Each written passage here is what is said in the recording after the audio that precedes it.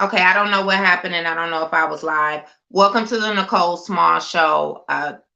Today we are going to talk about an incident that has happened in our community. A young woman was assaulted by a store owner, and that store owner, the store has been shut down on the northwest side of Detroit on Coyle and Puritan. And there are some people in our community who are defending such horrific behavior. And then we also have, and my condolences, let me say this, my condolences to the family of the 9-year-old who was killed last week due to this speeding. You know, I'm almost feeling that there needs to be an age limit on selling these challengers because there are too many incidents and accidents with these young people driving these cars. And this is a pattern of behavior around here. I don't know what's going on, and all of the speeding in our community, it is just, it's so frustrating. We have the same issue in the community that I live in. You know what? In a minute, we're going to have speed bumps up and down every street because this just needs to stop. Why you want to drive 50 miles an hour or more up and down a residential street makes no sense. People should be allowed to walk outside of their door. Children should be able to walk up and down the street or ride their dog on bikes without some fool speeding up and down the street. We tell you every year this is an issue, and we talk about people speeding. How many more children have to be murdered because you just want to go fast? For what reason? You going nowhere. So now a 9-year-old boy has been killed. My God. And the person who killed him, I guarantee you, you weren't going anywhere important. You wasn't rushing to the hospital because your child was in the hospital or because your mother was, just because you can. Up and down a residential street. And you kill a 9-year-old boy. And you're not the first one. This is just absolutely disgusting. So my condolences to the family of the young man, little boy who was killed. That's just heartbreaking. And we see this so much, all of the speeding in the neighborhood. And again, these challengers, I don't know what it is about these cars. I don't know why these young people keep getting them who cannot handle that type of horsepower. And you always end up in an accident. All the time. This is just ridiculous. And you know, and I'm just tired of it. Summertime isn't even here yet. And here it is, we already have a little boy murdered just because he's going outside. It's just, I don't know. I'm really tired of it. This needs to stop. And there needs to be you parents who are allowing these kids to come in and out of your house and to buy these cars, you need to have a talk with them because this really needs to end. Also today, I do want to talk about, remember this Wednesday, March the 24th, the city council will be having the budget hearing, and they will be listening to the charter commission. I am asking you to call in during public comment. It happens at the beginning of the meeting, and we need you to tell the the city council to reinstate our funding for this year so we can print the charter, the revisions, and we can educate the community.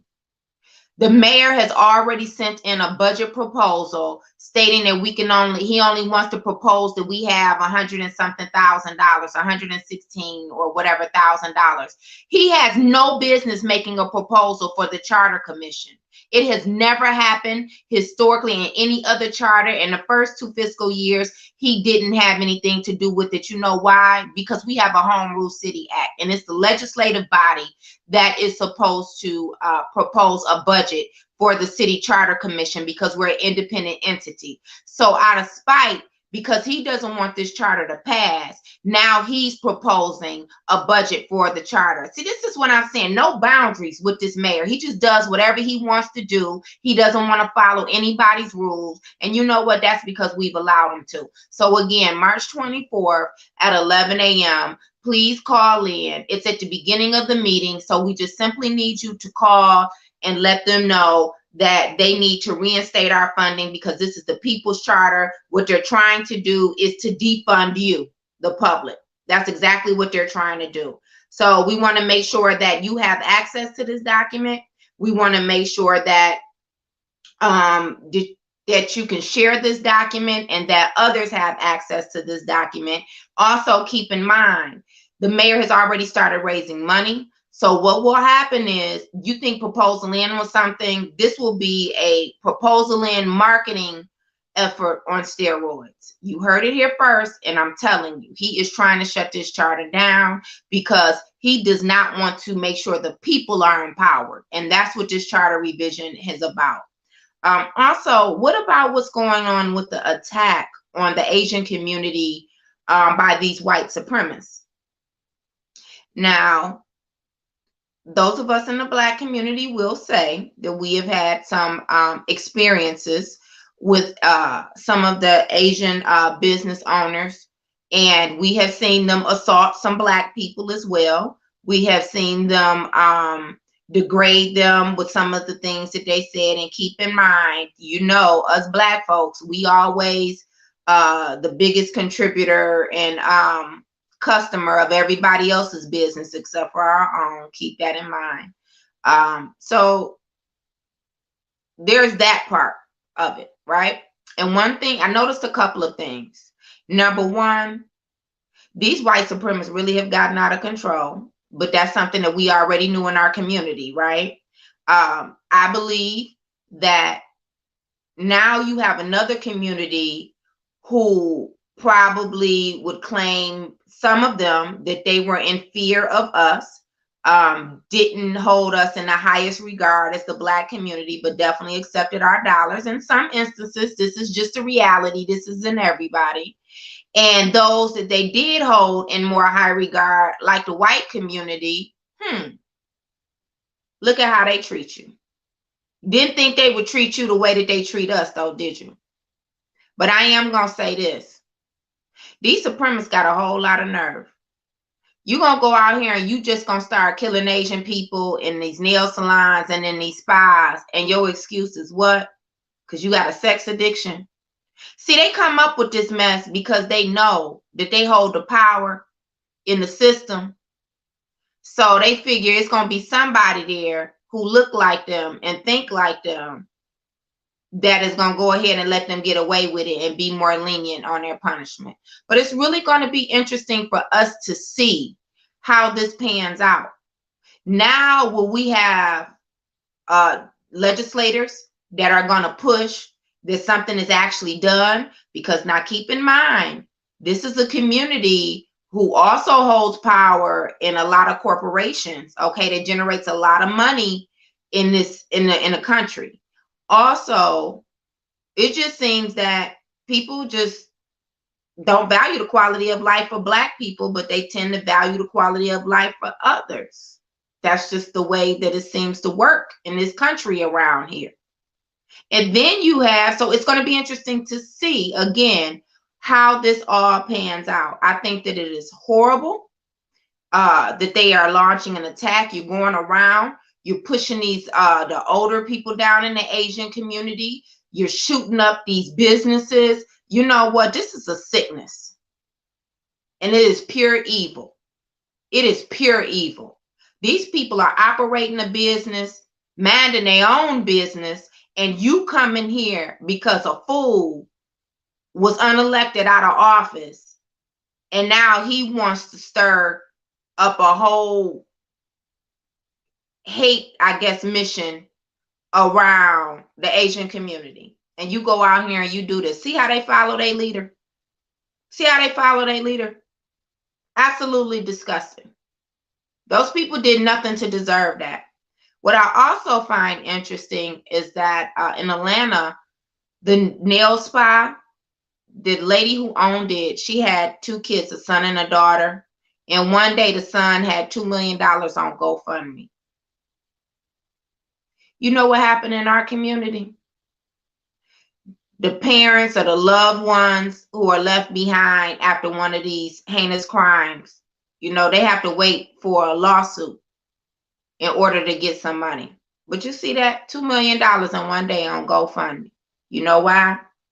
Because people value the life of others over Black people. And this isn't about raising money, but I just want you to see the difference in the outcomes. Don't get me wrong, a life is lost and no amount of money could ever bring them back. But at the same time, look at that. Bet you they stick together in a community. I can just about guarantee you that. They have a sense of empathy. They will stand united in solidarity to protest against this. And we need more of that in our community. We definitely need more of that in our community. We need to start taking back and doing an assessment on how we value ourselves, because I believe that that's the biggest part of the problem. You know, so often when there's an injustice done against one of our own, for instance, Black Lives Matter. Well, if all Black lives matter, then Black people need to stop killing themselves. I agree Black people should stop killing each other. I will go with that. But why is it that that's always the response when we're out protesting against the injustice of a Black person? I don't hear Asian folks out here saying that. They say, you know what? These white folks need to leave us the hell alone. That's what the Asian people saying, period. You don't hear any Asian people saying, well, Asian people shouldn't kill other Asian people, because they do. Black folks kill me like we the only community that kill each other. If that's the case, I say this all the time. 2020, Dateline, First 48, Snapped, all of these different people buried in the backyard. That's another one on the ID channel. You know what they full of? White folks killing white folks. That's 90% of the stories that they tell. But you never hear that. You never hear that. See, when white folks feel that they have been disrespected, when they feel that, you know what, that there's an attack on them, and you know that's all the time, because that's their favorite excuse. These ones going around here killing everybody else. Oh, I was in fear. That's their favorite line. But you never hear them talking about, well, white folks should stop killing white folks. You never hear that. You only hear that from the Black community. Why is that? When you see a group of Black people standing in solidarity saying, you know what, my brother or sister shouldn't have been shot for no reason, just for living in Black skin. Why do we always have to have the fool to come up and say, well, if Black lives matter, then Black people should stop killing Black people? This is not an incident with Black people killing Black people. This is an incident when a white person or somebody of another race want to kill us just because they Black. Something is psychologically wrong with those types of statements. You know, sometimes we're promoting an agenda and a message that goes against us, that's oppressive to our community. And to have someone who looks like us to make these types of statements, there lies the problem. That's the biggest problem. It's when you have one of our own who are making these ignorant statements. And you know what? They make these statements and they're baseless. They're baseless. Half the time they don't even know the facts of the incident that has actually occurred or what people are protesting against. But they can't wait to be the first one, because they want the other races to know, you know, I'm not like them. They want them to feel comfortable, that they don't have to be afraid of all of us. 9 times out of 10, they more afraid of you. And they will do the same thing to you. So why is that? That we just can't stand in solidarity when there's an injustice that has been done to us and just say that and stand on that and not waver. We don't need all of these other people stepping up to the plate. You know what Black folks' problem is? You can't wait to air your own business. You don't see another community do that. You never see another community doing that, just ours. You can't wait to tell what's going on with us, anything that's flawed. We're not the only flawed community, people. That's what we need to realize. We are not the only flawed community. So there's no need for you to always hop up publicly, because you know the media is looking for you. Even when they're not looking for you, you go and step up on the front line to make sure that, you know what, you go against or compromise the efforts that other Black people putting forth to demand justice. You'll go out of your way for that. But I'm going to tell you what front line I don't see you stepping up on when we out here fighting for equity, when we out here fighting for justice. We don't see you stepping up to that front line. But you step up to the front line to find a camera to go against one of your own. Now make that make sense. You know, but then when there's an injustice done to you, you want somebody to come and to rally around whatever the injustice is that has been done to you. That's a problem. And it's a problem that is really plaguing our community. And we have to figure out how to address it. Again, you know, I think that that was horrible, what is being done to the Asian community. I do not support that in any way. But I want you to take a look at what type of response they will receive. You have some Black people who feel more sympathetic for what happened to that group of people, but never would speak up in favor of the efforts that happened last year with all of the Black Lives Matter protests. How is that? It's the same thing. You have white people who feel empowered, who feel that, you know what, because they're privileged and they're entitled to dictate who should and shouldn't live in this country. That's the problem. That's the problem. And if you're not one of them, then they feel like you should be removed. That's why they out here killing Black people. They not only work in the law in the police department, you know, they're judges, they're CEOs. You know what I mean? They work in various capacities. And you think that you could just tell that it's going to be somebody, a white man with the long beard or anything? No.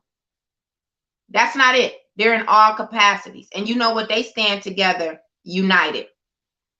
And no matter what one of their own happens to do, committing a crime against someone else because they're in a different skin, they're a different race, they protect them. But we have an issue on our end making sure that we protect the best interests of our own people. And no one else does that. No one else does that. Just our community. This is sickening. We didn't learn anything from 2020. This is beyond a problem. And I don't think that we can afford to continue in this manner without addressing this issue. So when we come right back from the break, we are going to talk about what happened on Puritan and Coyle. You really need to stay tuned. For those of you who did not see the video, you did not see the pictures of the woman who was assaulted, Andrea Warren, who was assaulted by a business owner in our community. I mean, beat her up. Just wait until you see it. And then you have some people who want to defend it, who look just like us in our own community. So we'll address that when we come right back from the break on the Nicole Small Show. Tune in to the Nicole Small Show, Mondays and Tuesdays from 8 to 10 a.m., where you'll get straight talk with no chaser. If you miss a show, then you won't know. Be sure to like and subscribe on YouTube and Facebook.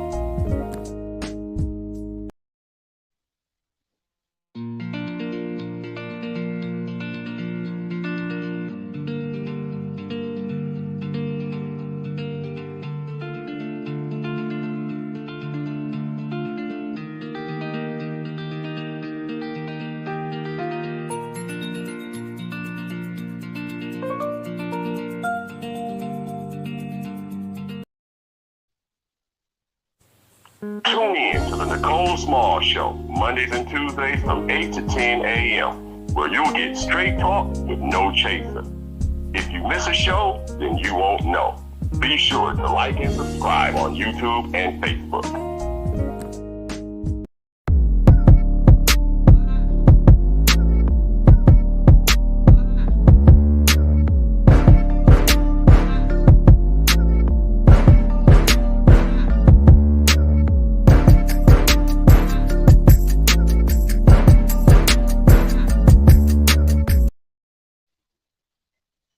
Welcome back to the Nicole Small Show. So last week at the corner of Coyle and Puritan, There was an incident where there was a woman who was panhandling outside the store, and the store owner, I guess he began to become increasingly frustrated, and the young woman is known in the community. She has a severe closed head injury from an accident that happened in 1997. The young sister Andrea, she's 47 years old, but she is in a childlike state, and I hope that that's the appropriate description to use. And it's because of again, a closed head injury. You know, her cognitive skills are not one of someone who will be her age, and she is known in the community, and everyone knows her condition, and I'm quite sure including the store owner. So he becomes increasingly frustrated, goes outside, drags her into the store. Now, I looked at the woman, and I'm going to show you the video shortly in a second. And this woman maybe I don't know if she weighed 120 pounds, and drug her into the store and beat her up. I'm going to show you this video. And then when I show you this video, we're going to bring Brenda Hill on the line to talk about her experiences when she went over to a rally that a group of people in the community organized to protect the store owner. So take a look at this.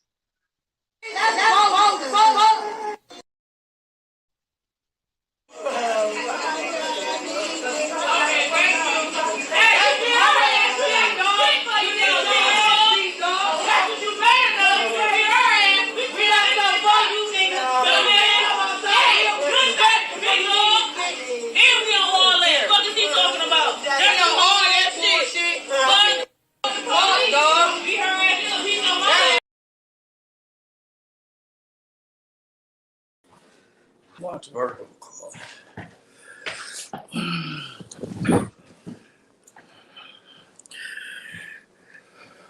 All right, here we go. Yeah, we're gonna bring on Brenda Hill. Brenda, I just showed the video of the woman who was assaulted, and Sister Andrea, who was assaulted last week by a store owner, a Chaldean store owner. And I want to start off by talking about a so-called rally or whatever that was organized this past Friday by a Black brother. It looks like, just looking on Facebook, and another group, and they barbecued out there and everything. And it was to protect the interests of the store owner. They claimed that this is the media's fault for misrepresenting the image of this store owner. I don't know how you can misrepresent it when we see it right here on video. I mean, this woman had blood just pouring profusely out of her mouth. And, you know, there's other video. I think I should set the stage for everyone who's listening, that not only did he drag her into the store, then he got on top of her and started assaulting her, while there were some Black men who stood around and watched. What you did see in the video were some sisters who were challenging the store owner. The store owner never even came out to offer her any assistance. He beat her so bad and drug her. You see one of her shoes is near the door, as opposed to both of them being on her feet. I mean, you know what it reminded me of in that scene where Ike Turner had dragged Tina Turner in that boot and had beat her down. And yep, we have people who are supporting it. So, Brenda, tell us what happened this past Friday when they organized effort at 2:00 at the corner of Coyle and Puritan. And I had, all the years I've been out here, and I think all of my life, I've never heard of a counter protest to Black activists, Black advocates in a predominantly Black. I mean, we're almost all Black in this city. Yeah. I mean, just a few percentage points, to have people come out and protest them and to protect someone else who has harmed this community. And understand, we've been harmed. And maybe you don't feel it. I'm here to tell you. And let me start out by saying, this store owner knew this woman.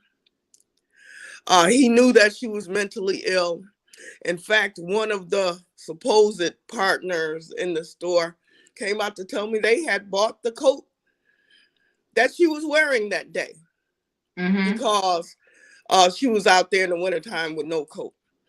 Told me they bought the shoes she had on that he drug her out of because she was outside in the winter with no shoes on.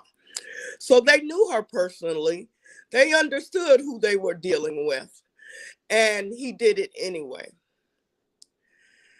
And if you don't understand that she is the least of us, the least of us.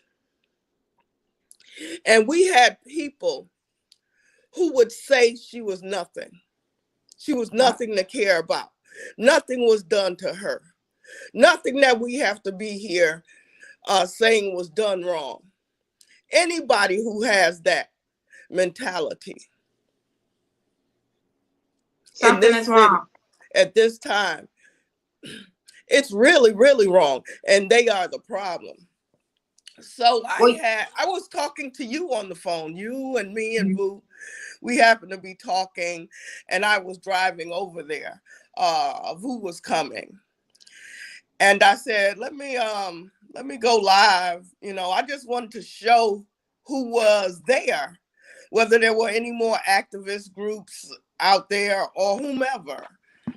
And so as I was walking up, getting the Facebook Live, and anybody who's on this show should go to my Facebook page and look at that video, and bring a drink with you, because it's not gonna end well. And I went up there, and they were saying something negative, and I asked a question, and they went all in, had no pride, had no respect for themselves. They were standing around with Solo cups, liquor the store owner had given them. Some were across the street barbecuing, giving us the hot dogs and stuff for free. And these people who I could not answer enough questions or ask enough questions, they wanted to be on camera. Taking up for this guy. And I asked the question. They said, well, she did this, she did that, blah, blah, blah, blah. This guy has a fortress around this store. I mean, with 20 or more cameras, no green light cameras. These are all his bought. I mean, there's a set of cameras that are 4 deep on top of each other, covering every section of one area. He also has those concrete and metal pylons around to protect if anybody wants to run their car up in there. I mean, that he has about $100,000 just worth of those going around that store on Coyle and Puritan, you know, to protect himself from the people he supposedly loves. And then when you get on the inside, there's that full glass that goes from the counter all the way up to the ceiling. Okay, it's not just like a part of partition. It's a full glass window that goes from the counter to the ceiling. And then and this is the part I don't think that the viewers could see on this video. In one of the videos, when the women were addressing him and his horrible, you know, unacceptable behavior, he comes from what? A security door behind the counter. There's a security door in order to get behind the counter. All right. And so my thing is, who the hell told you to come from behind the counter to go outside to drag her in here and to beat her up? But this was the thing, and I should have downloaded your video, is what I should have done, because the people who are listening today needed to really hear the responses that you were receiving on Friday. I saw a man that easily had to be in his late 70s, at least. Absolutely. Okay. At least. I'm quite sure he was in his 80s. But I want to say this. When you get to that age and you've been in Detroit all your time, you done seen a couple of things. You were around when Martin Luther King was assassinated, Malcolm X was assassinated. You were around when Malcolm X and Martin Luther King came here to the city of Detroit. Okay. Fully grown You at were that around point. during the civil rights movement. You were around when there was a riot in the city of Detroit. Mm-hmm. All right. You were around when before the Chaldean store owners and gas station owners started coming to Detroit. You were around when we had a vast majority Black business ownership right here in the city. And it's important that we talk about the experiences of the people who are more seasoned in our community, because for him to come and challenge you and to justify, as an older Black man, to justify that Chaldean man coming outside to drag that woman in there, to get on top of her and to beat her like that. Beat her. Something is severely wrong, because he has those experiences. And you know what caught me? Mm-hmm. Well, he asked me, where did I live? And yes. I said, Detroit. And I understand that some people don't know who I am. And he asked me again, where do you live? And I said, Detroit. Mm-hmm. And he said, no, where in Detroit? And I said, I couldn't even get it out. I said, just a few blocks up. Where? Mm-hmm. Oh, you don't live in this neighborhood. You don't know what he said you're not from here. He said you're not from here. That's what he said. I'm not from there. But guess what? Let's talk about who's really not from there. The store owner. He's not from this city. I couldn't even believe it. Yeah. He said that to me. He said, and he went to point at everybody. Do you hear that? She's not even from here. But you saying that store owner, he a part of your community when you know he lives someplace that, let me tell you something, them same ones who was out there protecting him, I guarantee you that if they showed up in his neighborhood, he would act like he didn't know him. You better believe that.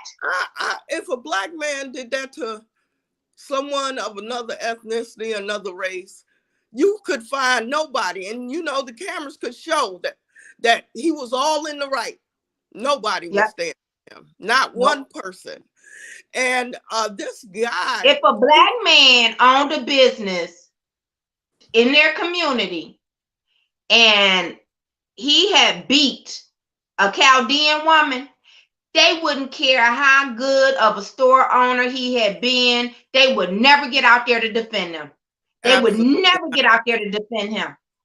Absolutely. Do you think, first of all, the police couldn't even have taken care of the situation? If a Black man had beat a Chaldean woman, and wait a minute, let's take it a step further. If the Chaldeans had been the super majority, because matter of fact, they 100% of the people who patronize that business is Black people, okay? It ain't no Chaldeans coming up in that store, okay? 100%. So thank you. If they had been the majority of customers who funded that business, do you think that they would allow somebody to disrespect their community like that and with their money?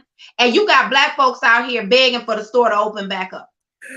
They not only begged, they justified it in a way I'd never seen. And see, I've never been on a plantation. Mm-hmm. But I'd have to say that's how the conversations would go. When Harriet Tubman said, let's go, they said, no, let's stay with Massa. He feeds us. He clothes us. Mm-hmm. You know, we don't get 9. We get 9. Because their response, because let's talk about what they told you. This man, you know what? If I don't have the money, he let me come in here and he'll let me pay a couple of days later. Mm-hmm. So let's talk about what that means. First of all, this is a liquor store. So you paying 3 times the amount, if not more, than what you should be paying for it anyway. Okay. He doesn't have state minimum on his shelves. And then if you go in there, a can of ravioli is $2.99 when it's $1 at Kroger. Listen, no, let's take it a step further. You could go to Kroger and get a 32 pack of water for $3.99. Mm-hmm. You gonna pay $3.99 for one bottle of water in this damn liquor store. So you gonna tell me because he let you put something on layaway, all right, that he charging you far more than what he should be. He's taking advantage of your circumstances, and they don't even understand that. So that's worth allowing him to beat one of our sisters down and she has a mental illness. And see, and that's the part that I'm talking about. You had black men out there defending this crap and making up excuses and talking about, oh, well, she spit on him. Let me tell you something. First of all, let's walk through this. The woman was outside. Right. He was inside behind a secured area. Right. Whatever he saw on camera to make him come outside, it wasn't because she spit on him. So let's start off with that. Okay. Right. Right. He went outside to assault her, drug her in. To this day, with all of those cameras that you're talking about, and I saw them as well, there's not any footage showing that she spit on him. And let me so say we will go so far to lie on one of our own to protect somebody. I don't care if she had spit on him, because who told you to come outside and to drag her inside? Okay, let's just talk when you put your hands on. What do you expect from mentally ill people? And let's talk about the fact that we don't have any mental health facilities. That's right. And we're the only ones fighting for them. I mean, you hardly, Roy McAllister should be whipped for this travesty. That and he didn't even show up, and it was in his community. Did not. Well, let's say who a lot of people didn't show up. James did show up, and he's not in that. And that's not even his district, and he showed up. But we have a city council person that didn't show up. We have a district manager, their own district, and they lead the mental health task force. Yes, we got a district manager, an assistant district manager, and all of their staff. At least $300,000 out of our each district for that department. Then we have 2 neighborhood police officers, at least 2. And I don't know, you could have took the 12th precinct or the 8th precinct. No community officers were there. Detective Hope came, but she's not even a part of that community. But I think she was a spy. That's just me. And there was some police cars out there, but they weren't there for us. They were there to protect the store owner and the store. Now, because you know what, that brick and mortar is more valuable than our quality of life. Absolutely. And that's my whole point. That's how people see it. They think that that's more valuable than our quality of life. But listen, Brenda, we have to talk about another statement that was made to you. Okay. And again, everybody, you have to go to Brenda Hill's page and go back to Friday, which was, today, 22nd, 21st, the 19th, and look at this video. What about when they were telling you, well, where else are we going to go? You shut this store down. Where else are we going to go? Well, I tell you one thing that I noticed. We got a whole lot of people in that community with these big old extended Escalades, and even some of the old Yukons and Suburbans. Ante up and get in there, and you know where you could go? We were at, so just to give everybody an idea of the location, we were at Coyle and Puritan. Coyle is maybe 4 or 5 blocks. I'm gonna double check that from Greenfield. You know what's right, like literally at the corner of Greenfield and Puritan, people? A full grocery store. Yep. A full grocery store. And the first thing, and they kept challenging you with that, saying that, where else are we gonna go? Now let me say this. It's a difference walking up to the corner store when it's 2 degrees outside versus having to go 4 or 5 blocks, because it could seem like a much longer journey. But for the most part, we in the 50-degree weather right about now, okay? And everybody over there is not without transportation. I don't understand why you come into this store anyway, and I don't want to get off on this, but I just want to make one point. You wonder why we continue to live in poverty. It's because of our mindset.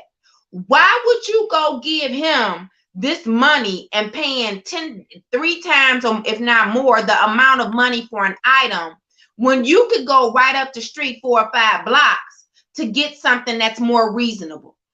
Okay? Why would you do that? and you wonder why you can't keep any money. The only thing you should be going in there for, I'm just saying that you couldn't get any place else. Maybe I think they sell liquor up there at the store on Pure. So what are you doing? What are you doing? In fact, one of them brought that up. She said, "We don't stick together." She sure did. Look at her. You're not sticking with us right now. She didn't see the dichotomy of that, the crazy of that statement.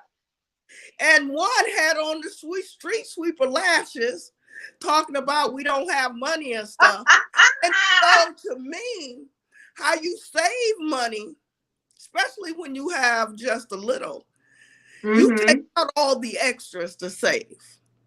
You don't get in debt with liquor with credit at a liquor store with someone who does not care. Another lady who had a lot to say didn't even have teeth in the front of her mouth.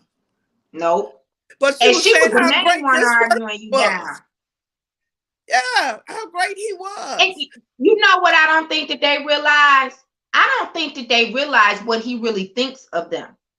And even with his behavior, but that's what happens by assaulting that sister like that, they think that he thinks that they're better than her. No. When he has these conversations with his community, you better believe that he talks about, oh, I don't care about let me explain something to everybody about how you know he doesn't care about the community. If he cared about the community, I guarantee you, if we looked within a 5-mile radius, 3 to 5 mile radius of that particular area, the average income would meet the poverty guidelines. Okay? Yes. So if you're already living in poverty, this man doesn't care about your community or your family. He just cares about his own, which is why he's overcharging you these prices for staples. Okay? Before we get to the liquor and the Lucy's and everything that he's selling, the blunt wrappers that he's selling in there, let's just talk about how people do go up there to get formula for their babies. All right? People go up there to get things like bread, milk, pop, stuff like that. Okay? Hot dogs, which I just don't understand how you got a hot dog at a liquor store. You know what I mean? But anyway, just think about that. If he cared, he wouldn't charge you so much so you can keep some of that money in your pocket and maybe you could live a better quality of life. That just shows you that he don't care. Because if his people come in there, listen, if his people come in there, he don't charge them what he charge you. He don't charge them what he charge you. Let me give them a bit of information because we brought up young women. Focus Hope on Tuesdays. I think it's 11 o'clock and 2 o'clock, but you can call. They give away free formula, free baby wipes, free diapers. They don't ask you how much. They just ask you how many children, what their ages or sizes are. And they give it to you. If you have 5 or 10 children, they give it to you. I used to go all the time and drive to get, several young women this stuff. So what I'm saying is formula is high. Diapers are high. Yeah, diapers are high too. Diapers are high too. I mean, for one kid, that's about $100 a week that they just give you. Here. And so I might would have had to put a Ziploc bag in a t-shirt or something to tie it up. These were just not young women. I mean, older women who had no empathy for this lady. Yeah. There were young women that were across the street on Saturday. They weren't drunk. They didn't have a cup in their hand. But they had no empathy or sympathy for her as well. And it's just sad that a woman who is in that condition, other women can't support. When I looked at, and I know this is one thing that just stood out. It took me a minute to even watch the video. When I had first heard about it, I said, you got to be kidding me. I said, so now, because somebody panhandling, let's talk about what that corner looks like. It's a corner in the hood, just like every other corner in our hood, especially by a liquor store. You got a park right across the street where everybody congregating, they smoking, getting high. They doing it right outside the store. You know what I mean? And I know we just become conditioned. Like when we walk outside the liquor store, when we see people smoking in their car, drinking or whatever, it's not anything that's alarming. You know what I mean? It's just a typical day in the neighborhood. So I say that to say you also always have people panhandling. That's something that we always see. So you gonna tell me because she out there panhandling, you gonna go and snatch her up and drag her in there. But you know what was really sad? You had some young black men in there. And the way that blood was, when he got on top of her, first of all, when he literally got on top of her to straddle her, to beat her, first, again, she didn't weigh that much. She did not weigh that much. And you still got on top of her to beat her down like an animal or like you was fighting another man for your life. Nobody even grabbed his shoulders to try to pull him back. And so let's talk about that part just a little bit. You know, I just want to say that this conversation, and I was there, that the fact that we're having to have this conversation and we can't even piecemeal it into several shows because it happened all at once is beyond disheartening. I mean, my soul hurts right here, right now. Yeah, that we're saying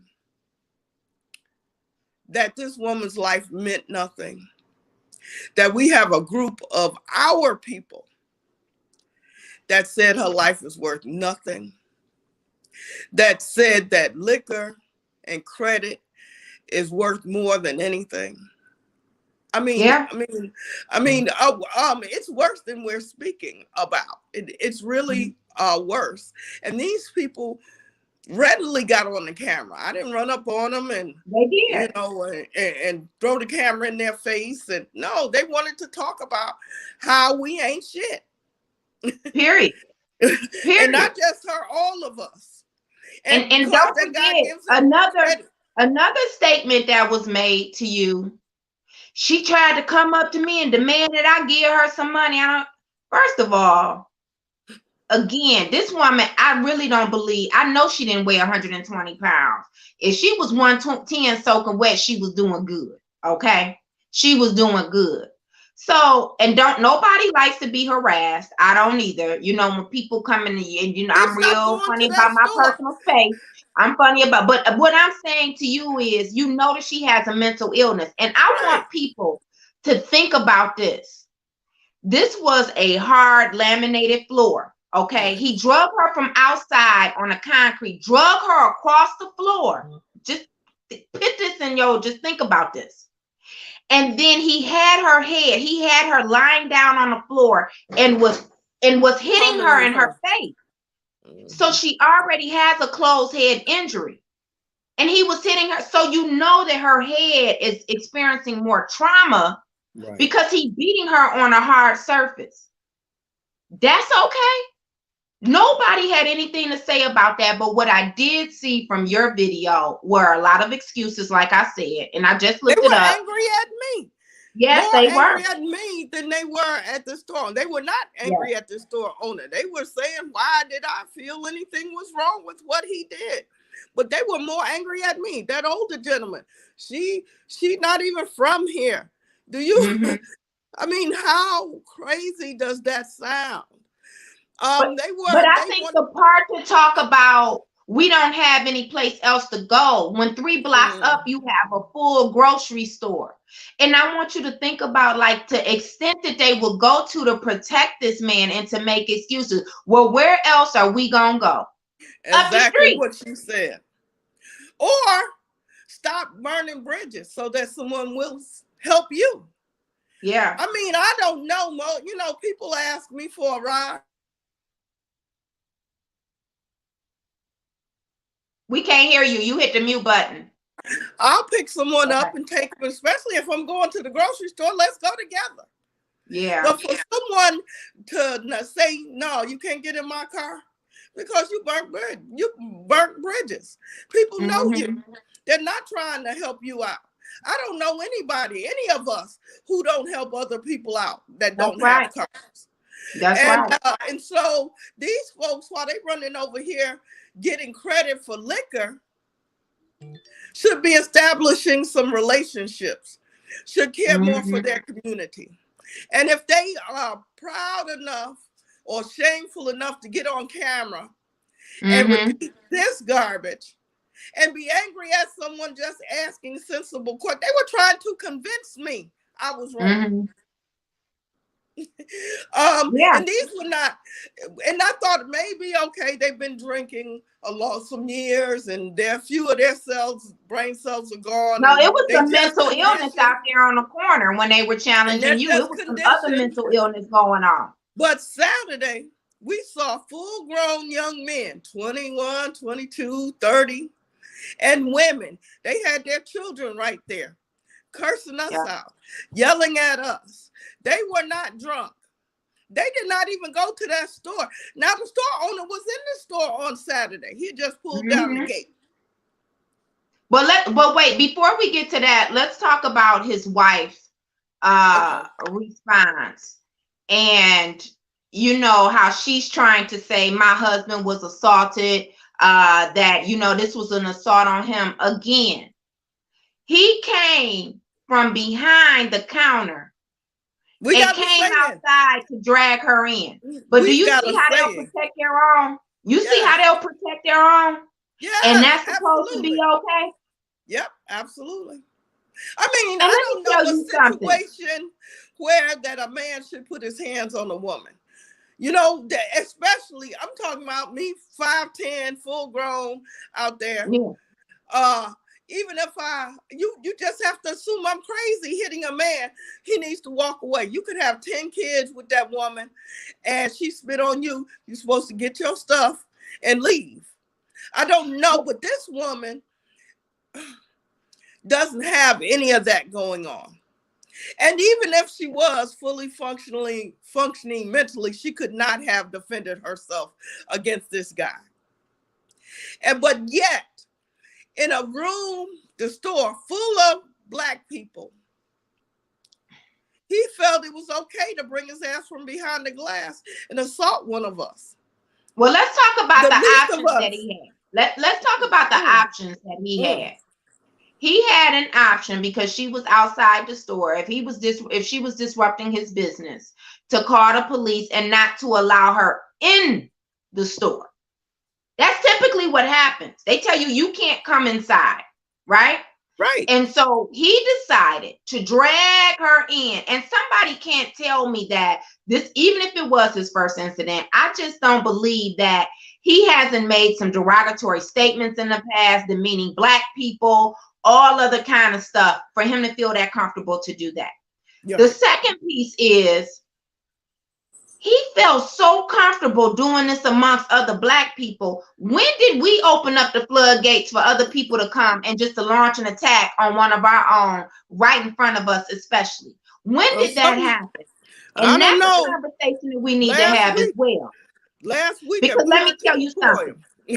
Chaldeans own businesses. They own liquor stores. They own gas stations, even in the suburbs. Okay. And I guarantee you, if that would have been a white woman, and now, you know, we done heard some stories. You know, some white women can say some real, these Karens out here, they will say some real foul stuff. And it's not just the Black people, because those Karens who are following Trump, they don't like the people who are Middle Eastern, Palestinian, Chaldean, whatever. They don't like them either. But I guarantee you, when them Karens come into one of those stores and talk about them to their face, they would never think about going to drag her and to beat her. You know why? No, it would be some consequences. Right. That's why. Exactly. That's why. But you felt comfortable enough to beat this woman in front of some black men and some Black sisters. And then your wife. And there was a baby there filming. She was 9 years old. Yes, a 9-year-old. And witnessed this and had the presence of mind to take her phone out and film. And y'all have to understand what kind of trauma this girl just witnessed. She may grow up thinking that crap is okay. And we're here to say, not on our watch. It's not okay. What was her question? Her question to her mother was, Mommy, is that going to happen to me?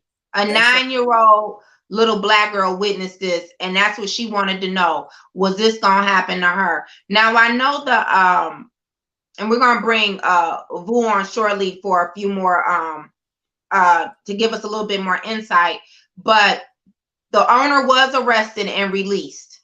Now, so he supposedly has a Black partner, Damian Pondexter, and he went and bailed him out.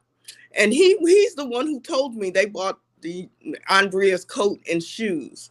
I mean, you have that Black face to justify. Then he brings up the Bible as if is someone judged by the worst thing they do. Absolutely. That's what courts and jails are for. Hopefully that's the worst thing you've done. But this guy was supposed to get the Black pass. He was supposed to be, that guy told me they make between $3 and $5 million a year on that corner. I believe at the prices that they charging. And at the prices, listen, you have a whole community that again won't even go 3 blocks up, but will come right there and will pay. But you know, it's something about our community as well, where and it's not a convenience, in my opinion, especially if you have transportation. It's never a convenience to spend more money as opposed to being able to go 3 or 4 blocks up. That's just my opinion. But you know, we like when we feel that, especially another race, like we're validated by another race, and you know, and they like us, and this is one of our people. And listen, I'm not saying all of them are bad.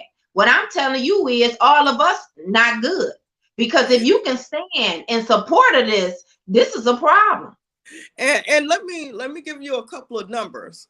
60% of all crimes in this city happen within 2 blocks of a party store or a gas station.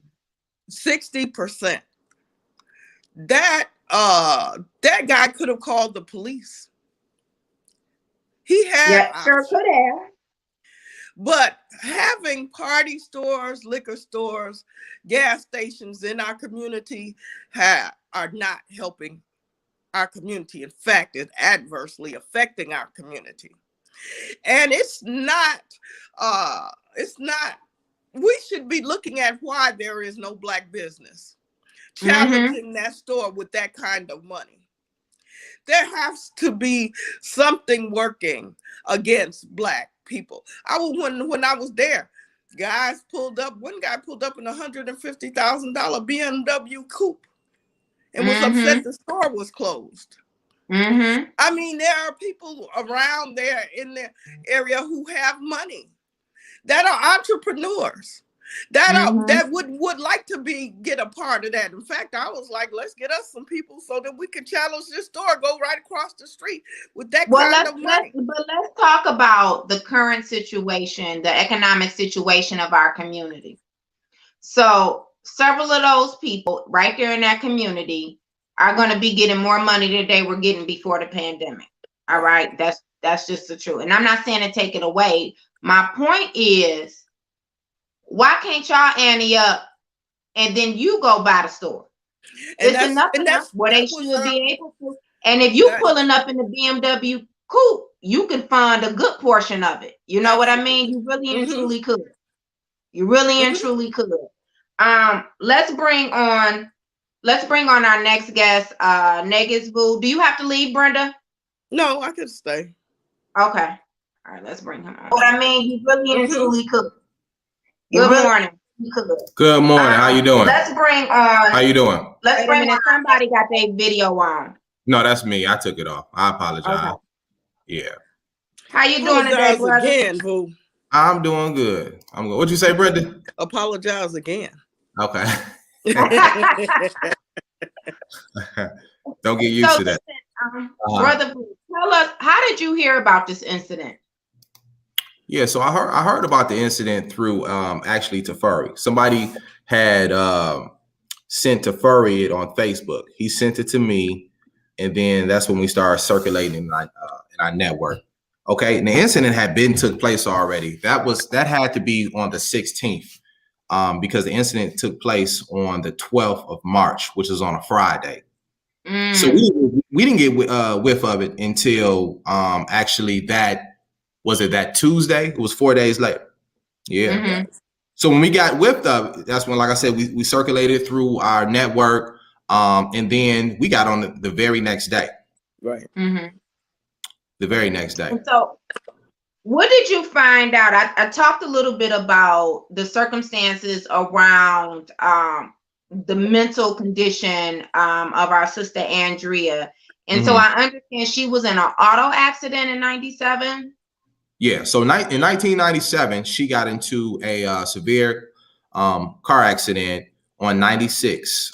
She ejected from her seat through the windshield, and she was missing for roughly 2 days. I don't know the details specifically how she was missing for 2 days, but she was.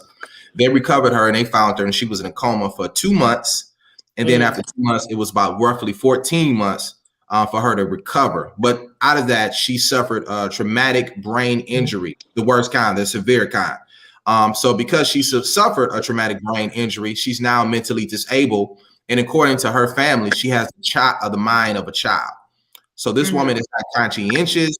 She can't be coherent. She doesn't understand really the in depth of the decisions that she makes.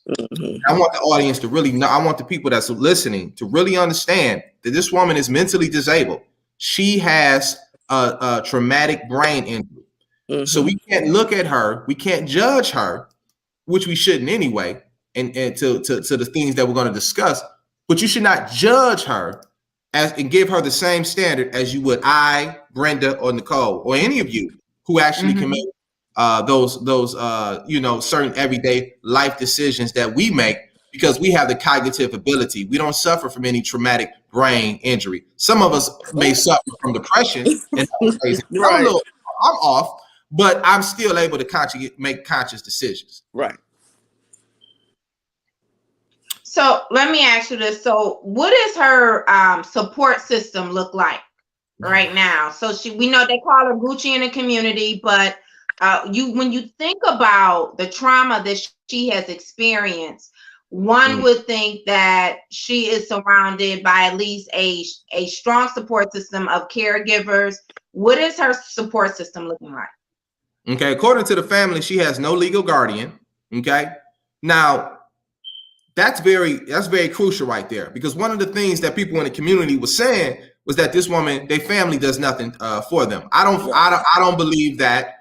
But that's what the family has been saying, but they don't have a legal guardian. So there's been many things that has been said, that she lives with someone, that she's doing X, Y, and Z, whatever the case may be. But right now, she doesn't have a legal guardian. So she actually have to fend for herself. And it takes you back and make you think about when John Engler got closed down all of those mental health facilities, and transferred it over to group homes, because he felt that to open up the budget. And when he did that, a lot of people that are on the streets right now that are homeless really are not getting any kind of assistance or any kind of care for their mental disabilities or their mental illness. And that's what we're seeing right now. A lot of people are being out there and they have to fend for themselves when they really don't have the mental capacity to really do that. So that's what we're looking at right now. So right now, she doesn't have a legal guardian. However, the family has initiated the process, and she right now, from my understanding, the family is allowing the auntie to be her guardian, but she is not her official legal guardian.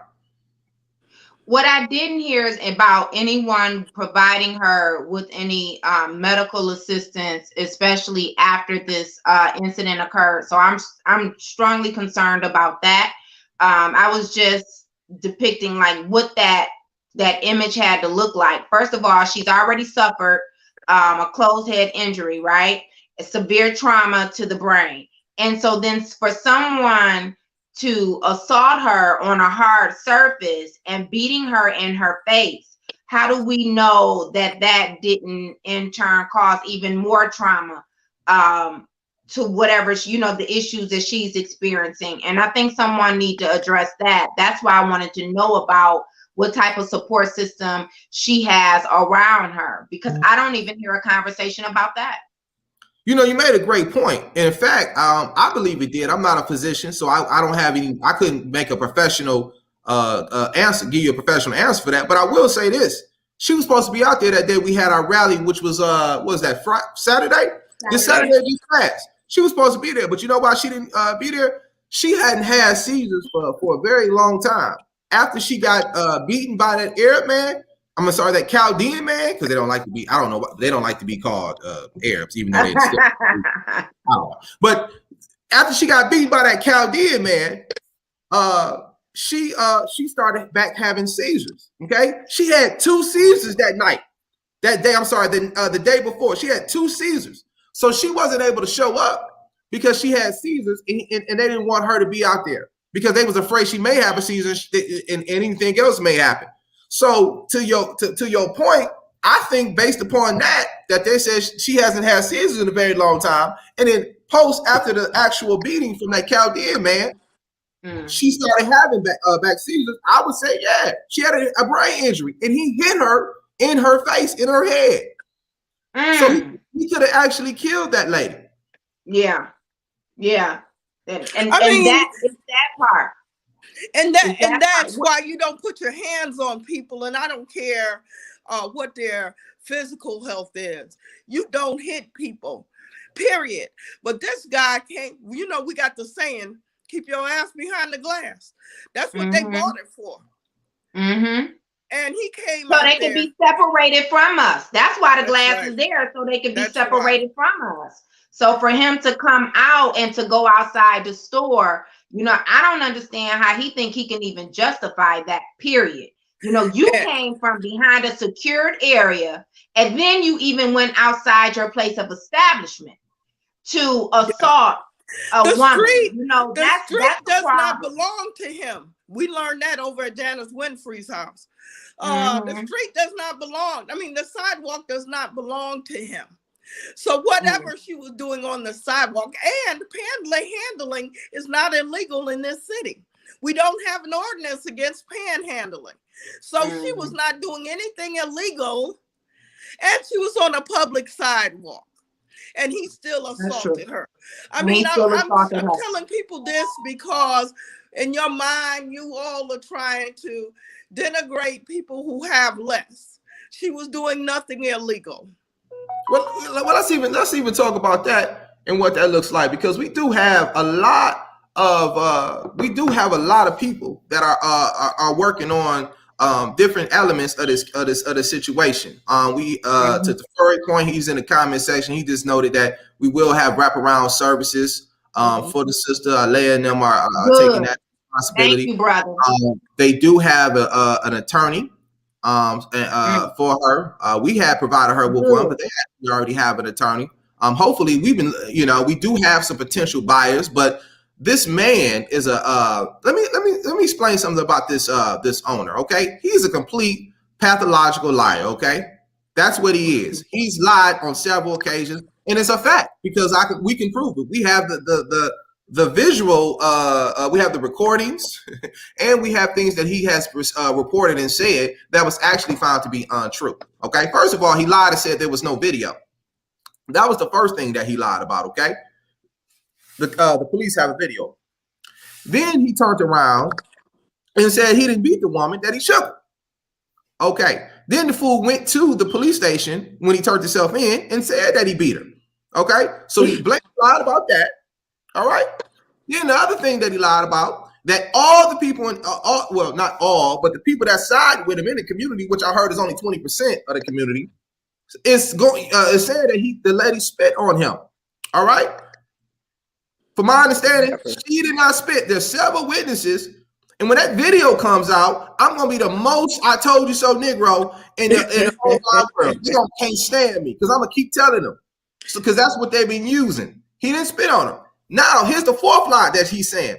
And now he's telling people that somebody in our camp is trying to extort him. That's another lie. Ain't nobody in our camp. We're disciplined. You mean to tell me this is wrong with this group that I'm working with Furry, Brenda, everyone.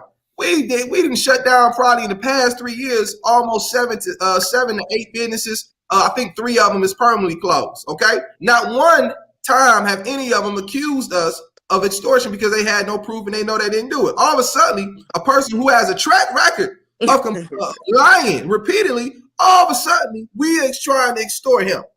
So no, we ain't. If anything, you can accuse of us is us trying to whip your ass. You can accuse of us that. Excuse my French, but we ain't trying to extort you.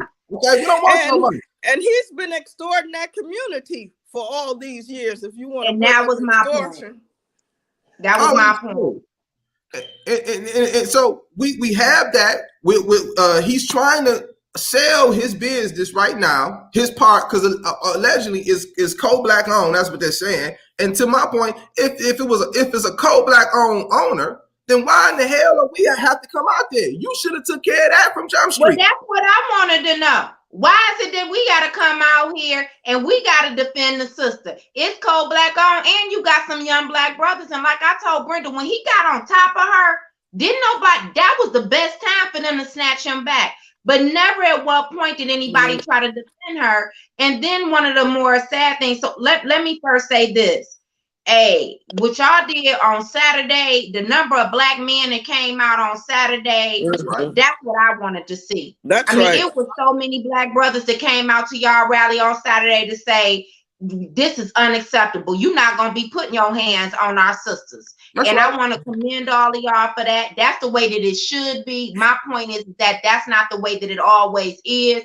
And we needed to see more of that. In addition, we had mentioned earlier, the young 9-year-old young lady who had actually filmed this, she was there with her mother. And I think she needed to see that as she needed to see black men saying that, no, this is not how you treat black women. Period.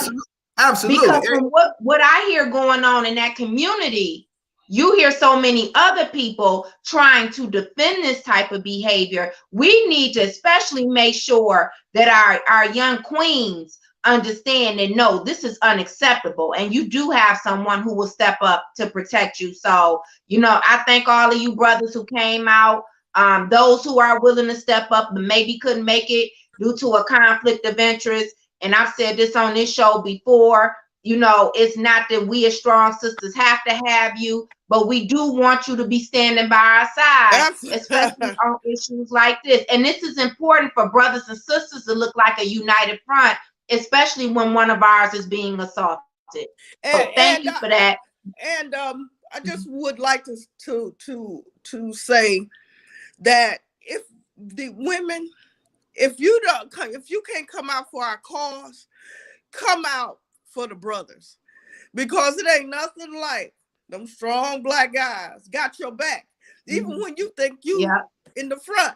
I mean, I don't know how many times I've been out there in the cold, in the rain, talking about I'm going in the alley to look for a dead body or a murderer, and they was like, Brenda, you're not going nowhere, period.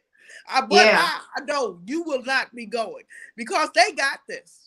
They've got this. Yeah. I mean, one of the best feelings in the world that we don't often, as leaders, as women, get to experience, because we're working so hard, so much. But I give Vu a hard time, and Teferi and them. I was out there by myself. Vu was coming, though, Friday. And the first thing Teferi did was call me and say, you didn't have any security. What was you doing there? Vu was saying the same thing. Vu was on his way. I mean, for somebody to care about you that way, not even talk about what the video exposed, but to just care that I was in harm's way in any way. And I want to say nobody threatened me out there. None of those folks threatened me.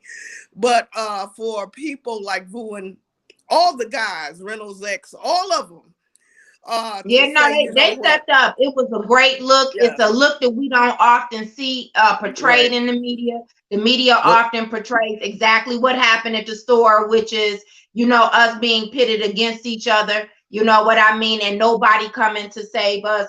But Vu, also let's talk about the climate and the temperament of the community. So you guys organized this rally on Saturday, and then right there across the street is a park. And you had several people as the rally was going on and people were speaking. You had another group of people speaking out against this. So we're talking about they came out Friday, they came out Saturday. And you know what amazes me? I don't recall ever seeing any of them come out for any other injustice. They wouldn't come and step up on the front line to protect or to fight against the injustice of one of our own. And we always have something going on in the community, right, to protest against. But you will come out and you will stand in support of someone who has assaulted one of your own. And so, like, what were your, because you guys were out there before me, but Vu, like, just what were some of the things that you were hearing from people who look just like us? Yeah, I'm glad you said that. But first, I want to address what y'all said earlier. Thank y'all for that. But the reality of it is, it's a shame that y'all got to be thankful for black men to step up when any woman has been brutalized. Okay, y'all shouldn't have to thank us for nothing. As a black man, and I'm sure the other brothers share this sentiment, that is our obligation. Okay, in every race, in every group, okay, every man is the apologist for the black woman. And if our men are not able to protect and be apologists for their women in this race, then the race overall is weak, and we have been butt broken. So this is something that we are supposed to do. Okay, we're supposed to do this, and I want women to understand that we cannot normalize the behavior that we seen at that liquor store when you had those gentlemen sit there and watch and be spectators of a man not only beating a woman. Let's keep in mind, he not only beat her, he got on top of her and then repeatedly punch her in the face. I want y'all to try to visualize that and understand how demonic and satanic that is to see a man get on top, another Chaldean from another community get on top of a black woman who's probably weighs about $130 with her clothes wet, and that's about 5'3". He get on top and beat her like that. Okay? I want y'all to really visualize that. That's how sick it is. Now let's talk about the now before we even get to the violence, let's rewind back to when we had all those people outside barbecuing with those butter biscuits on the grill that Brenda Hill sadly had to witness. These people was out here barbecuing, celebrating this man beating on a black woman. I couldn't believe it. I couldn't understand, how do y'all have the audacity to come out here, celebrating, go on the news, smiling, cheesing, you know, shucking and diving, tap dancing, running around with your arms in the air, talking about this woman is a demon, and uplifting this guy at the same time, saying this man is a saint. We love him, X, Y, and Z. Do you know this is the same kind of tactics? We are becoming very similar to our oppressor. Do you know the same time, anytime a police officer or anybody kills an innocent, unarmed black woman or black man, the first thing they do is vilify and demonize the victim? This is what they were doing. We organized to come out there on Saturday. When we got out there, as to y'all point, it was a whole bunch of young black brothers and sisters. The sisters always stand up. So, you know, that's the goes without saying. I don't even sometimes mention them because y'all are always on the front line. But to your point, the brothers was out there, and it was a good display because we had the family there. Again, Andrea Warren could not show up because she had just suffered several seizures Friday that night. So they couldn't bring her out. But the family was there, the auntie was there, the cousin, etc. And the eyewitness and her daughter, the 9-year-old, was also there. Okay? And then across the field, you had a whole bunch of house Negroes over there with crumbs of butter biscuits coming from their mouth, protesting against us. Okay? They was on the other side protesting against us. You had one big edgy mama, the lady that had a red sweater on. I'm not gonna say her name, but she was the most vocal. She was the most vocal in opposition towards us. But the family was happy to see so many people show up. And when doing this for several years, having those kind of gatherings help deals with the trauma that the family has when they see that amount of support. With Francesca Marks, the lady who was killed at Rouge Park, that had 7 children that she had to leave behind because she was murdered for senseless killing. When we had those events for her, when we did things for her at Rouge Park and showed love and everybody came together, etc., it helped the family heal. And it was actually at the park where it took place.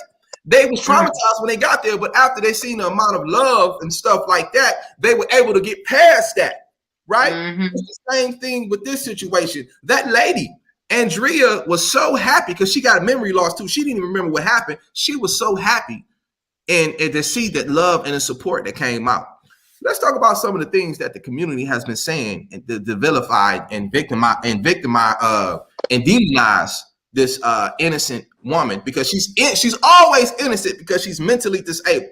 I want everybody to know that she's always innocent because she is mentally disabled. She does not have the same cognitive abilities that you and I have. That's something that we have to understand. They kept saying she was a nuisance to the community. Well, isn't all mostly mentally disabled people sometimes annoying to you? Isn't your children, that you got children, annoying to you? My children annoy me. It's annoying to have all them fools driving up and speeding up and down the street and to be blasting their music with all of that vulgar music and shaking your windows. That's irritating as well. There you go. They said she's a nuisance, okay? All mentally disabled can be a nuisance to you because at the end of the day, they can be annoying because at the end of the day, they're mentally challenged and they're like childlike behavior. My kids get on my damn nerves all the time. But at the end of the day, I still love them. Let me say to that, their interaction with this lady, unless they hang out at the store too, is maybe a minute or a couple of times a week. I mean, it's not like she's in your house and landing on your doorstep. Right. I mean, that kind of verbiage is what's wrong. She has no capacity to understand social mores. But again, she was not doing anything illegal. Yeah. The sidewalk is public where she was. And we don't have a panhandling ordinance. So she was doing nothing wrong. And if you with full mental capacity, even if she was, let's say this. I'm quite sure the people in the community have cussed her out and told her to get out their face because she's being irritated. Right? That's not what we're talking about. We're talking about somebody went outside to drag, but we're talking about someone came outside to drag her in to assault her. Hold on, boo, to your point. We have one caller. Let's take this caller. Good morning and welcome to the Nicole Small Show. Good morning, my sister. Hey, Kenny. Love for you. You know that. How you doing today? Doing well. How about you? And I'm fine. Good morning to Brenda. Good morning. I agree with you 100%. The sister don't owe us no apology. We supposed to step up. We supposed to be the kings that's here. And I agree 100% how our black people choose to take sides when a man grab one of our queen, regardless of her what she going through or what she being they drag her in there. If I would have been there, it would have been a case on me.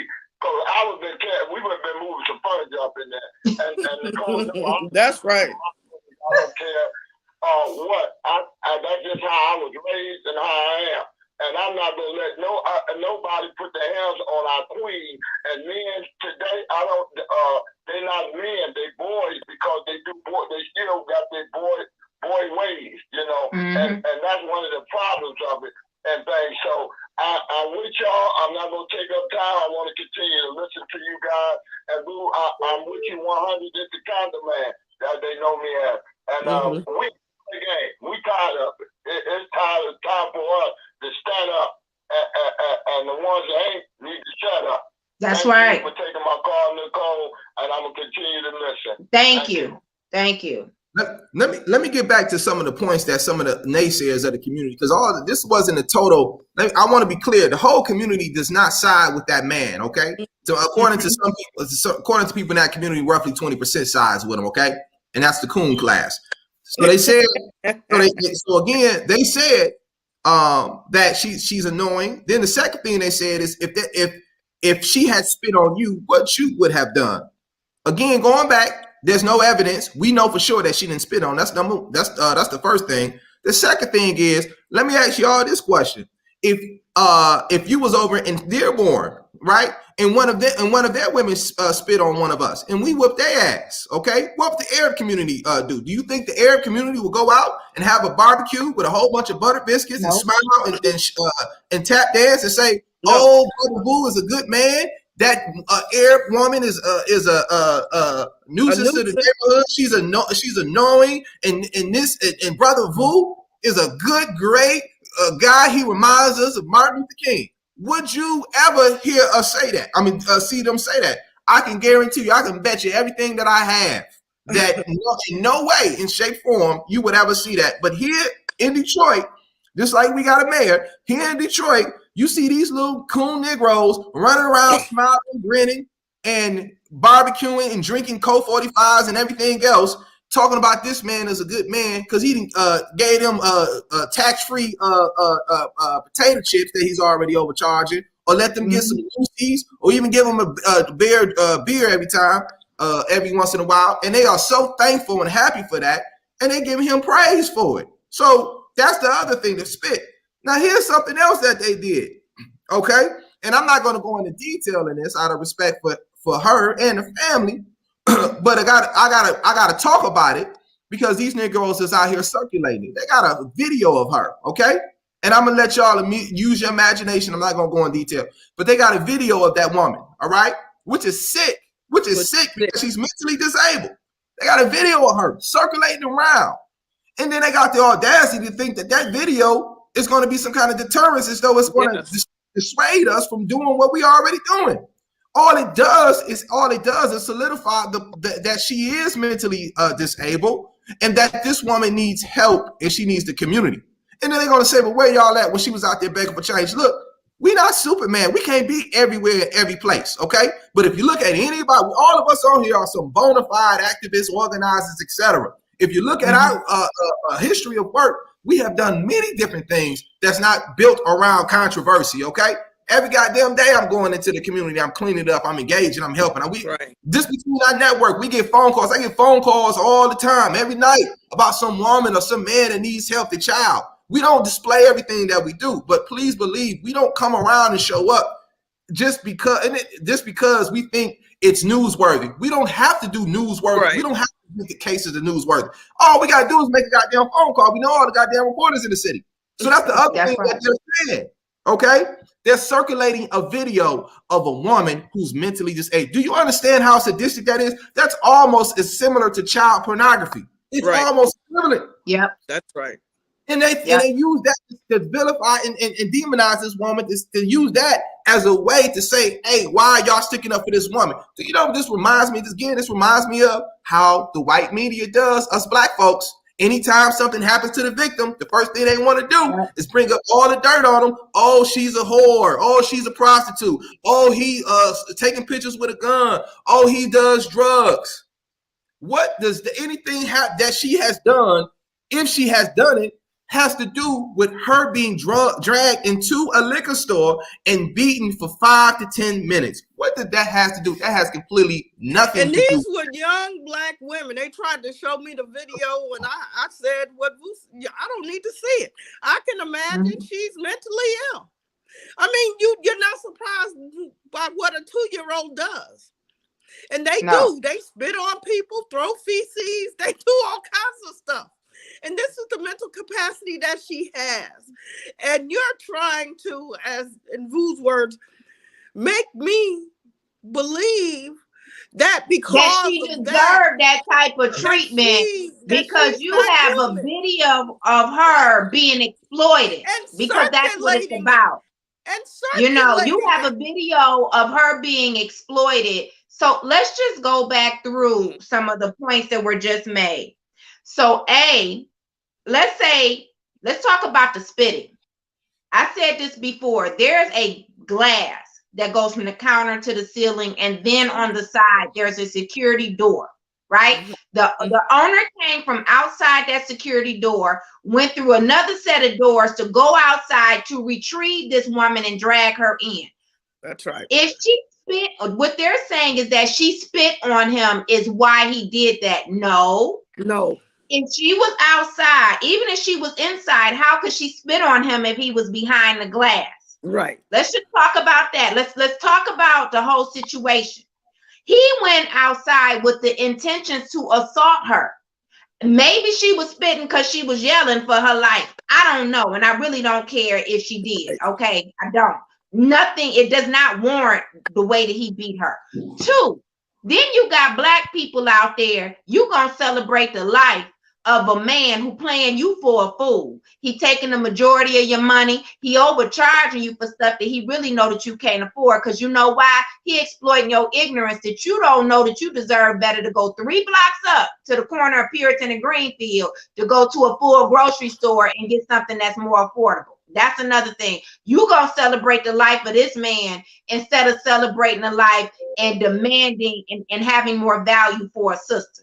Right. Then you have people who are making up a litany of excuses for this man and his behavior, and you are condemning this woman who she does not have any control over her cognitive skills and her mental stability because of something that could have happened to any one of us. Being in a car accident is something that can happen to anyone.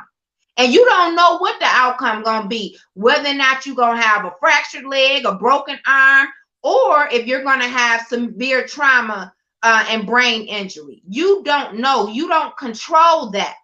So because something happened to her beyond her control, and now she's faced with the new circumstances of life, so now we're gonna demean this woman. And what comes with that, boo, to your point, like you said, because she's in more of, if she's 47, she's probably operating under someone who's a preteen, her mindset, if right. That, probably not even that.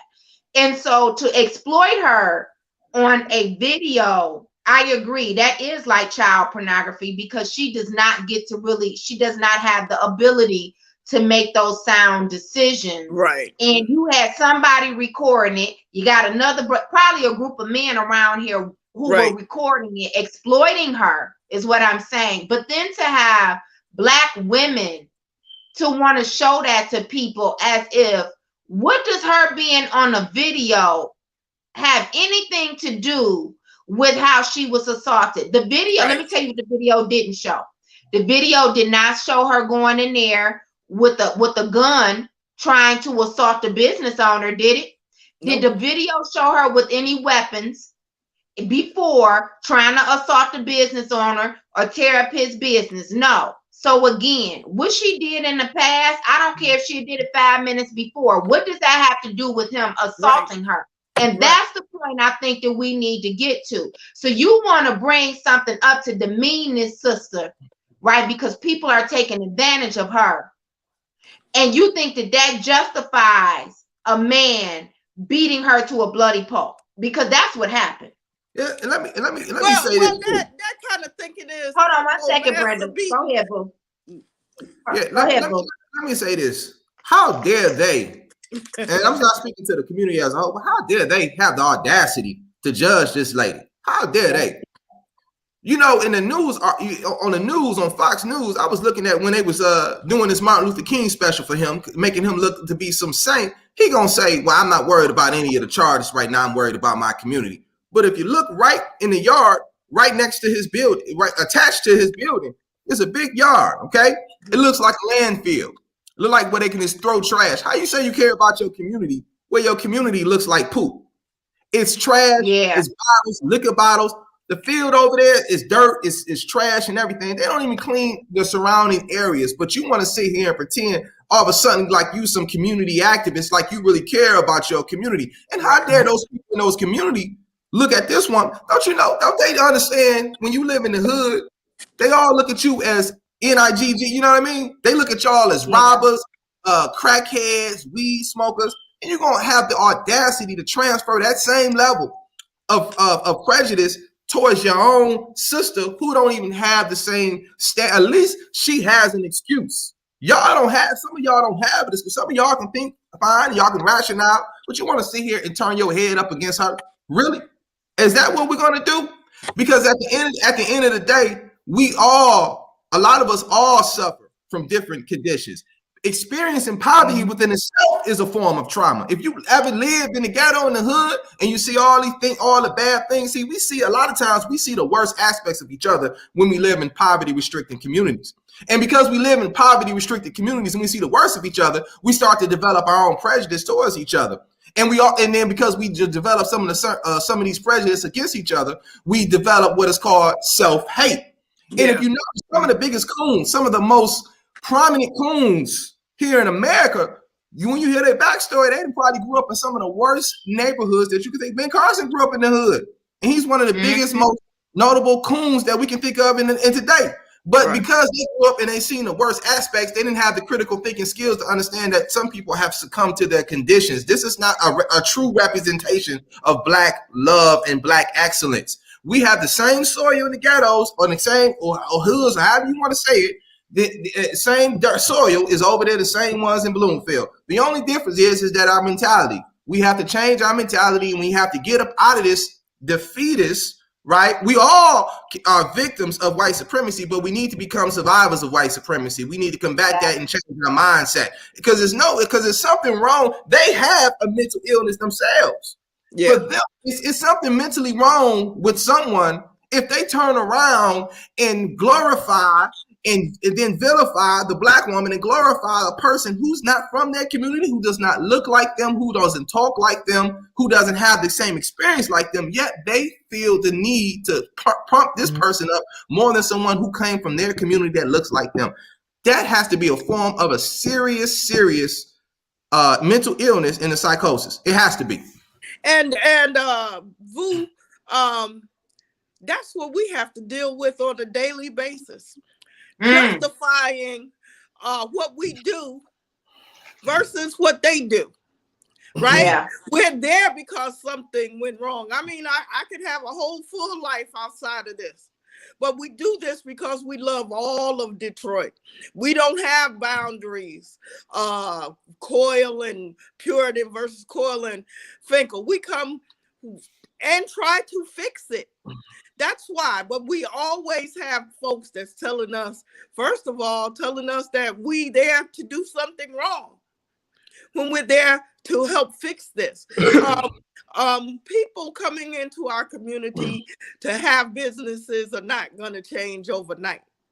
But what can happen overnight is that they have some guidelines, some standards, some parameters, some shit you just ain't going to do.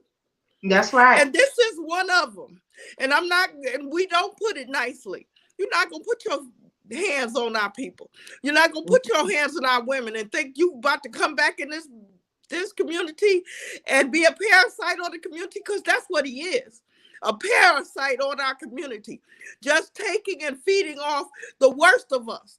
Those folks who believe that credit at a liquor store is more important than a life, he's taking advantage of them. He absolutely is. They just don't know it. Him and the rest of them know. And the rest if they not shooting us over a bag of potato chips, when it's our own people who then bought enough potato chips to feed you and 20 of your family members to live out there in the suburbs, to live what they think is a better quality of life. You know, they shooting us now, or they beating us now, or shooting us for being outside the establishment. What I'm saying is our people have to understand that supporting this type of behavior and attack on our people is what fuels their behavior to disrespect us, to assault us. You know, you guys have done too much work at gas stations and these liquor stores about our people being shot at, and it's always about them coming from behind that counter. First of all, you put that glass up and you have that level of security to protect you from us. That's what this is about, okay? And you keep coming from behind that glass, and somehow, some way, they don't get it, that this is unacceptable. They think that we're tolerant of this behavior, right? That's what they believe, because you get the people that were out there on Friday to say that this is okay.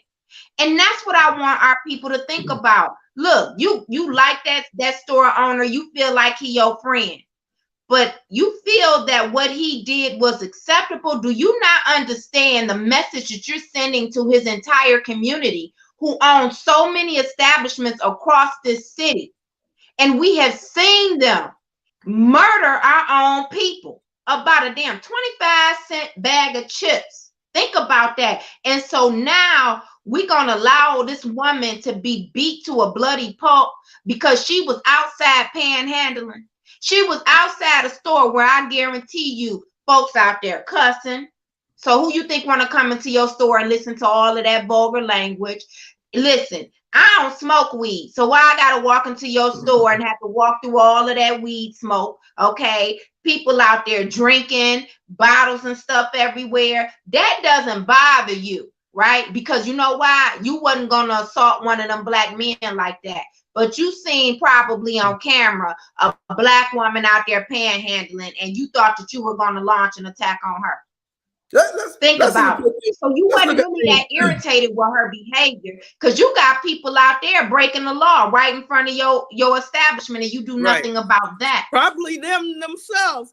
And who we have a group. We've talked to many of establishment owners, and they all say that's not the norm. That guy is not like that.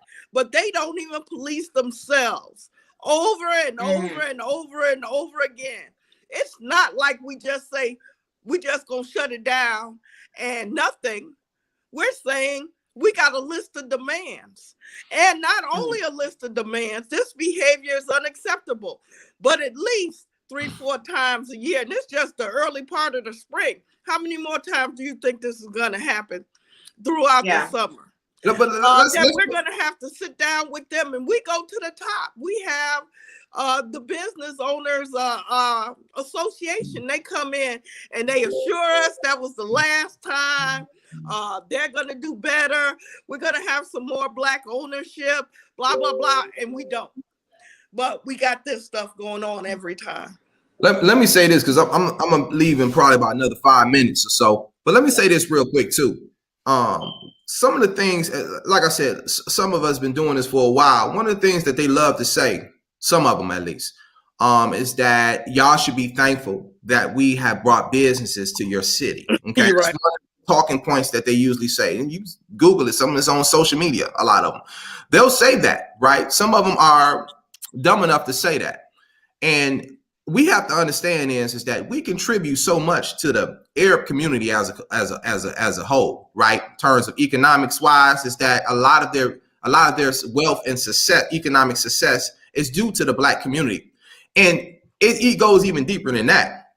Before the 1967 rebellion, there a lot of those stores was owned by black folks and the toll companies, etc. Okay, after the 1967, when the city went into shambles and a lot of the businesses were messed up, a lot of the people, existing business owners, left the city of Detroit. They were able to come in and get a lot of the businesses for pennies on the dollars. Okay, that's a fact.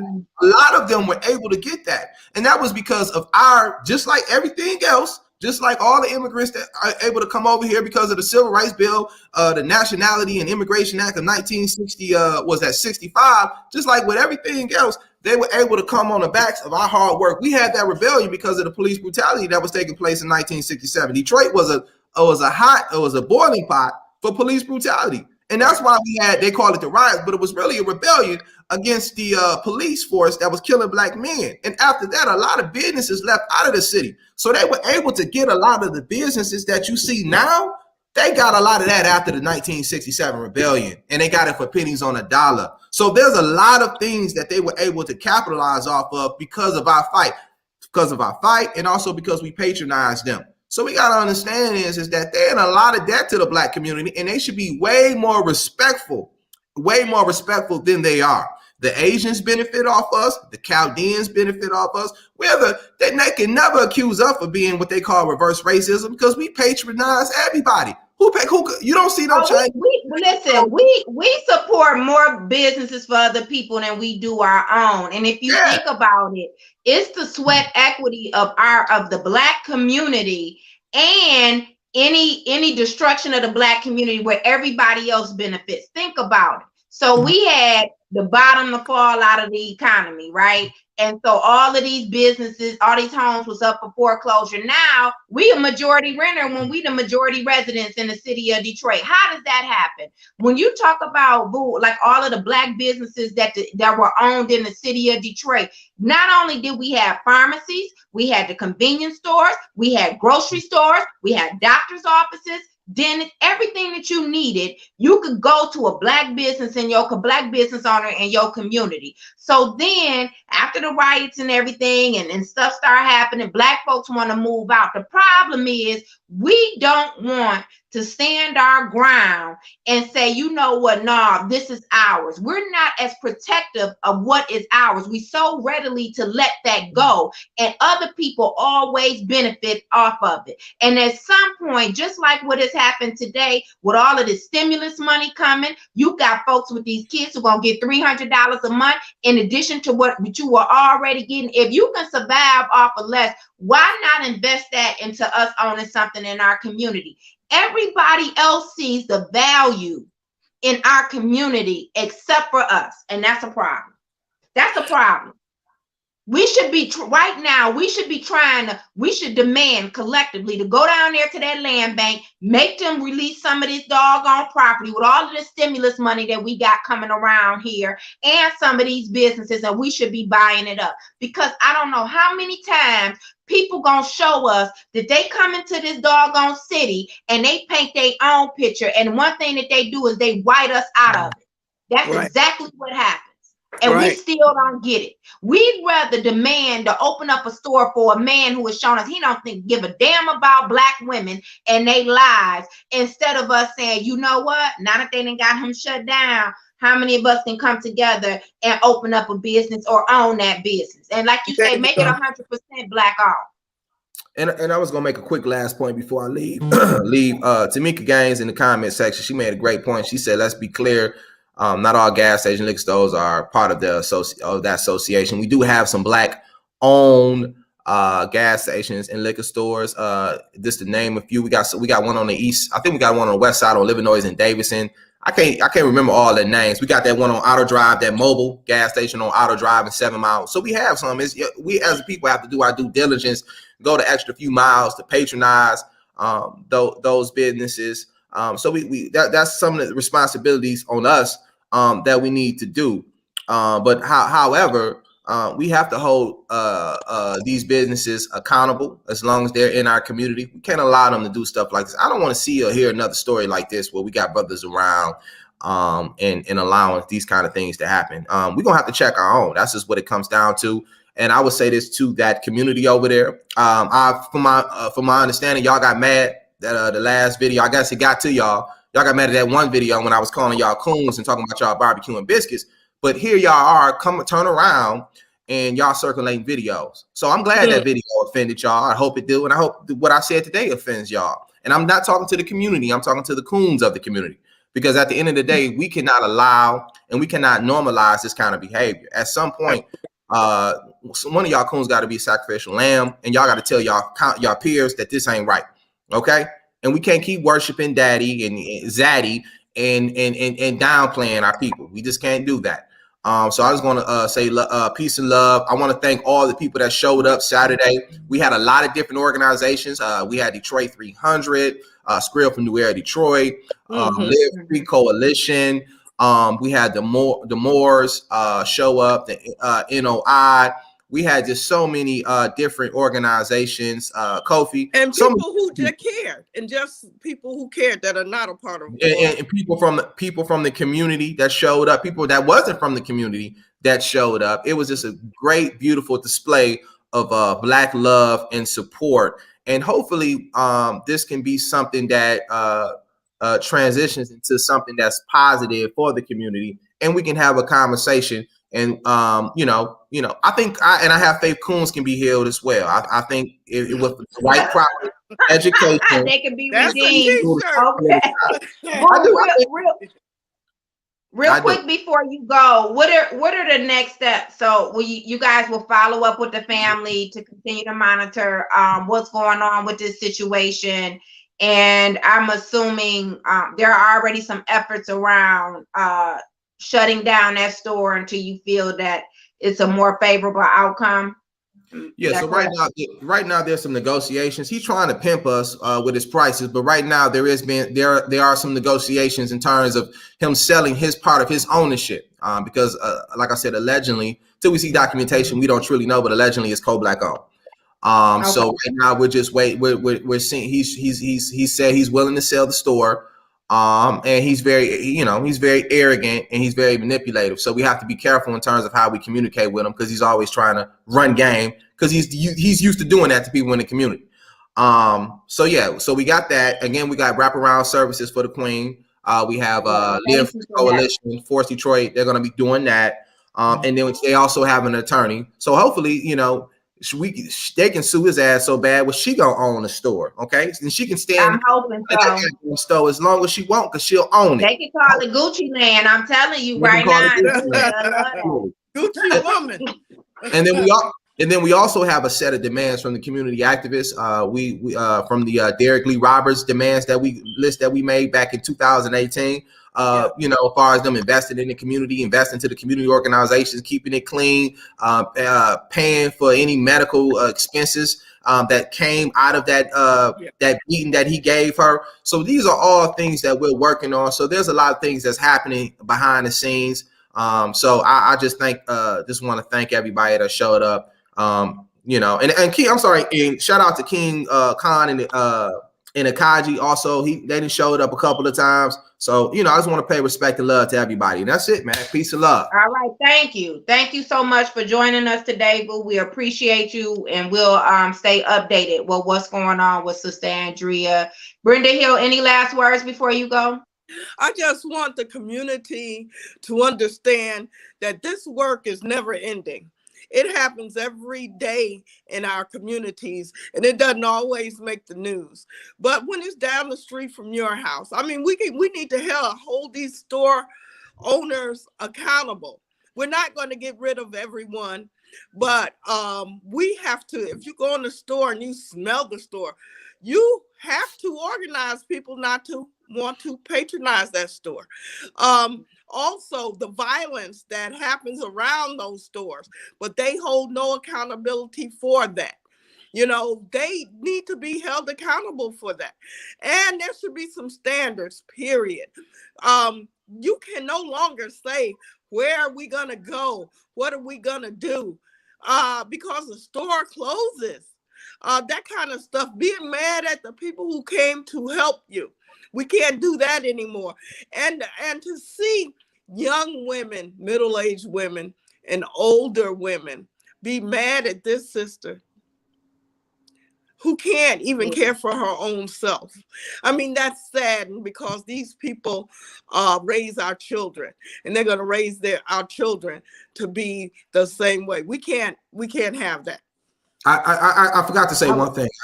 There's something that I definitely got to say. I want to give also a recognition, because I don't know if this sister has been mentioned on the show yet, but the lady Sean, the lady who had the 9-year-old girl who did that film and who stood up for that black woman. I really want to commend you for being a warrior and doing what those men should have already have done. If it wasn't for you, it wouldn't have got into the airwaves. We probably would have not known about this story, and we probably wouldn't be here today discussing it. So I want to first thank that black woman named Sean, who actually stood up and was courageous. Her and her daughter stood up to me, man, and took ground. It's words like you where we make progress. So I definitely want to give a shout out to that queen. Okay, thank you so much. Her daughter. And her daughter. That 9-year-old girl.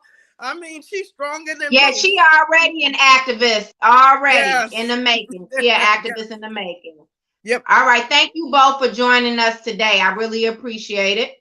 Anytime. See you later, Brenda. Bye-bye. Bye. All right, that's it for the Nicole Small Show today. Tomorrow we will be back. I was reading a story about the mother of Tamir Rice and some other mothers who loved ones, the children were killed by police brutality, who are taking an issue with the recognition and the honoring of Black activist Tamika Mallory and others, feeling as if they're using the situations of those the victims, the mothers of those victims, as a celebrity status. So we'll talk about that when activism goes wrong in the community tomorrow. Also, I'll be sharing with all of you an announcement about my decisions about running for office, and I'll be reminding you to join in on that city council call on Wednesday, where we need you to call in and tell them to reinstate our money for the charter. So have a great day. We'll be back here tomorrow on the Nicole Small Show at 8 a.m. Be safe.